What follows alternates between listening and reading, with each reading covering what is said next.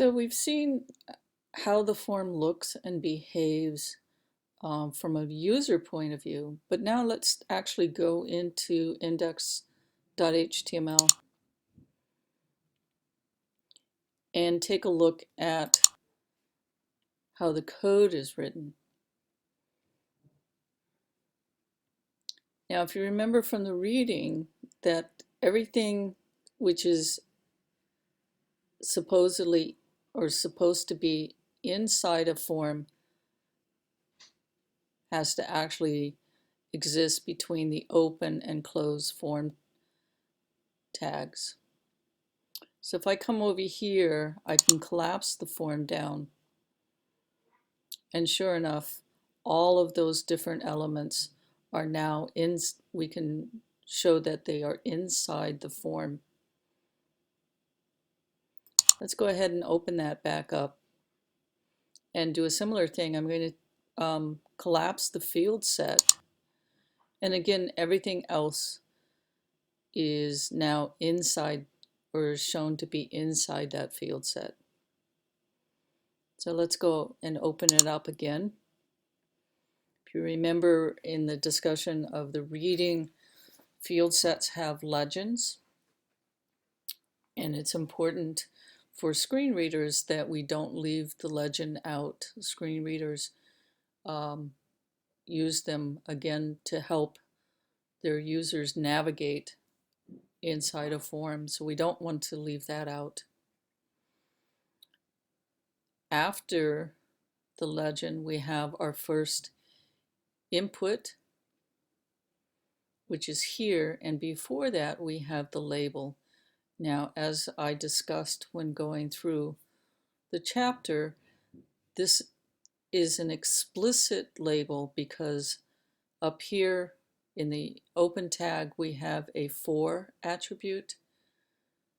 In fact, it's for equals name, and down here in the input tag we have that ID equals name. And the important thing about IDs within a page is they have to be unique. So I should not be able to see anywhere else inside this code that says ID equals name. And that's the way we're able to use ID and the for attribute. So this label explicitly is for this input, and we link the two using this for and ID. So there we can see is the input for the name, and the label has a parentheses required, and then in the open input tag we have a required attribute keyword. Again, the email is required. Whether we should or should not require the email, this is pretty much just for demonstration, but it is also a required input. The telephone being optional does not have the required attribute keyword in the input. So we can see here that we have a type text, type email, and then type tell. Right here we have the pull down, which is done with a select element and a set of options.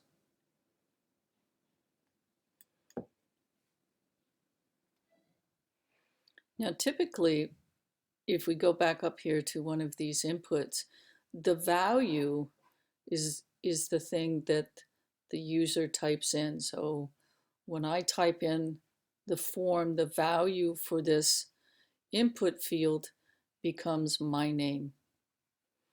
But for the selection and the options, the value actually appears inside the tag. Since our user isn't typing at this point, this is the way we establish a value for each of the options. So then we come down into the text area. Again, we have explicit labels on all of our input or form controls and our different types of input. And if you do the reading, you'll notice that we can set a size for our text area. It can be resized. It's got these little lines, but because of the styling, I can make it,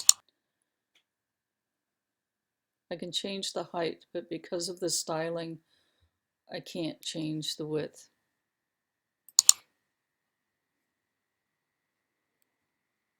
Then we go into the nested field set with a class of form reply. And this is where our, and then of course a legend, which says, would you like a reply? And sort of by convention, we put these radio buttons inside an unordered list. So there's one, let me close these two down. So this unordered list with a class of radio has two list items, one for yes and one for no. And we don't really care too much, but the Netlify example that we were using, if I can get back to that.